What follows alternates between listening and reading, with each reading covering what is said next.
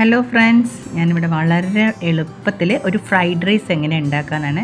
അതായത് നമ്മൾ റെസ്റ്റോറൻറ്റിൽ നിന്ന് വാങ്ങിക്കുന്ന അതേ ടേസ്റ്റിൽ തന്നെ നമ്മൾ വീട്ടിൽ എത്ര പെട്ടെന്ന് നമുക്ക് ഉണ്ടാക്കാമെന്നാണ് ഞാനിവിടെ കാണിച്ചു തരുന്നത്. നിങ്ങൾ സ്കിപ്പ് ചെയ്യാതെ വീഡിയോ കാണണം. നല്ല ടേസ്റ്റിയാണ്. നിങ്ങൾ എന്തായാലും ഒന്ന് ട്രൈ ചെയ്ത് നോക്കണം. ഇതുപോലെ ഉണ്ടാക്കി നോക്കിയാൽ ഇനി ഫ്രൈഡ് റൈസ് ഉണ്ടാക്കാൻ അറിയില്ല എന്ന് ആരും പറയരുത്, അത്രയ്ക്കും ടേസ്റ്റാണ്. അപ്പോൾ നമുക്കത് എങ്ങനെ ഉണ്ടാക്കാൻ നോക്കുകയാണേ. ഞാൻ ബസ്മതി റൈസാണ് എടുത്തത്. ബസ്മതി റൈസ് ഒരു അരമണിക്കൂർ സോക്ക് ചെയ്തതിന് ശേഷം നന്നായി വെള്ളം ഊറ്റി കളഞ്ഞിട്ട് വലിയൊരു ചെമ്പിലേക്ക് ഞാൻ റൈസൊക്കെ ഇട്ടിട്ട് അത്യാവശ്യം നന്നായി വെള്ളം ഒഴിച്ചിട്ട് ഒരു സ്പൂണ് ലെമൺ ജ്യൂസും ഒരു സ്പൂണ് ഓയിലും കൂടി, സൺഫ്ലവർ ഓയിലാണ്, അതും കൂടി ഒഴിച്ചിട്ട് നന്നായി ഉപ്പും കൂടി ഇട്ടിട്ട് നന്നായി അരി ഒന്ന് വേവണം. ഒരുപാട് വേവരുത്, ഒരു 80% അരി വെന്താൽ മതി. ഏകദേശം ഞാൻ അരി വെന്ത് തുടങ്ങിയിട്ടുണ്ട്. അപ്പം വേഗം നമുക്ക് അത് ഊറ്റി ഒന്ന് എടുക്കണം. എന്നിട്ട് ആ അരിയൊക്കെ ഒന്ന് തണുക്കാൻ വെക്കുമ്പോഴേക്കും അതൊക്കെ നല്ല വേറിട്ട അരിയായിട്ട് നിൽക്കും കേട്ടോ.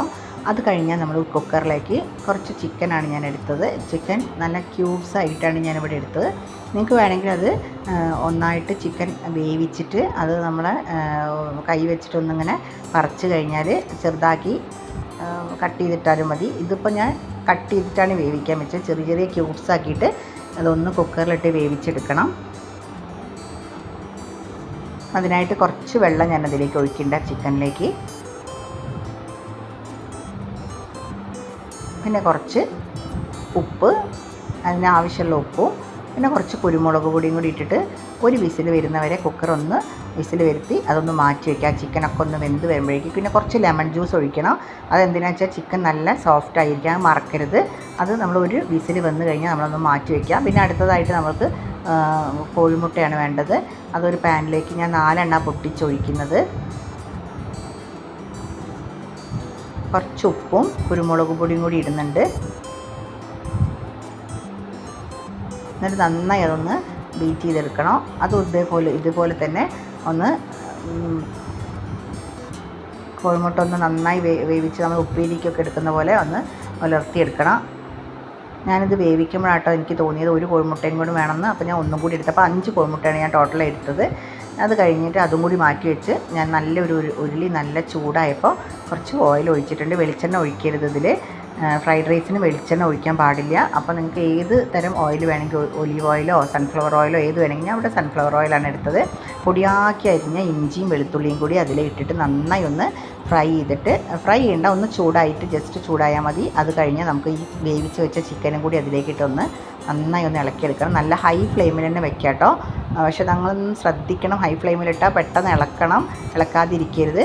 പിന്നെ അതിലേക്ക് കുരുമുളക് പൊടിയും ഒരു 1.5 സ്പൂണ് സോയാ സോസും കൂടി ഇതിലേക്ക് ഒഴിച്ച് നന്നായി ഒന്ന് അത് ഇളക്കി ഒരു 2 സെക്കൻഡ് കൂടി കഴിയുമ്പോഴേക്കും നമുക്ക് ഇതിൻ്റെ സവോള ഒരു 3 സവോള, മീഡിയം സൈസിലെ 3 സവോള ഇതിലേക്ക് ഇടുന്നുണ്ട്.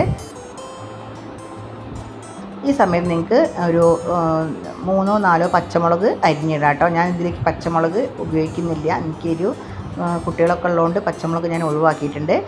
പിന്നെ ക്യാരറ്റ് നന്നായി നീളത്തിൽ അരിയണം. പിന്നെ നീളത്തിൽ അരിഞ്ഞ ബീൻസ്, ക്യാബേജ്, ഇത് 3ആണ് ഞാനിവിടെ എടുത്തത്.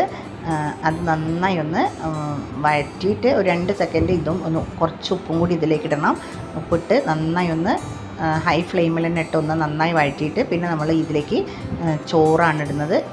വെജിറ്റബിൾസൊക്കെ നീളത്തിൽ അരിഞ്ഞാലേ ഇതിന് ഭംഗി ഉണ്ടാവുള്ളൂ. അതിനാണ് ഞാനിങ്ങനെ പറയുന്നത്. പിന്നെ നമ്മൾ ഈ റൈസ് അധികം ഒരു 80% അരി വെന്താൽ മതി കേട്ടോ.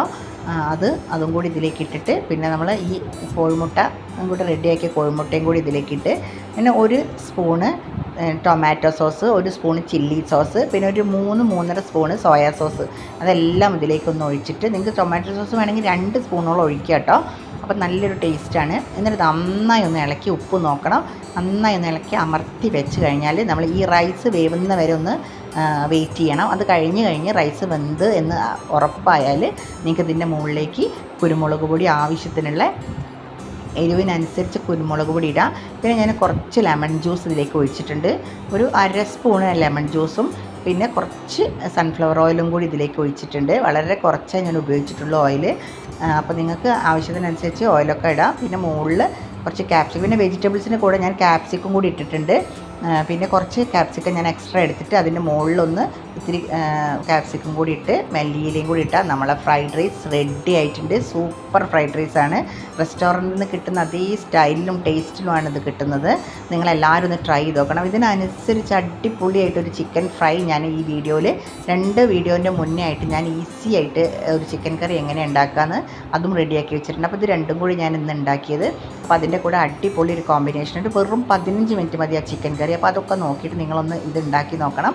അപ്പോൾ എൻ്റെ വീഡിയോ എല്ലാവർക്കും ഇഷ്ടപ്പെട്ടാൽ എന്നെ ഒന്ന് സബ്സ്ക്രൈബ് ചെയ്ത് സപ്പോർട്ട് ചെയ്യണം. എന്നെ ലൈക്ക് ചെയ്യണം, ഷെയർ ചെയ്യണം, കമൻറ്റ് ചെയ്യണം. ഞാൻ അടിപൊളിയായിട്ട് വേറൊരു ഐറ്റമായിട്ട് ഞാൻ അടുത്ത വീഡിയോയിൽ വരുന്നവരെ താങ്ക് യു.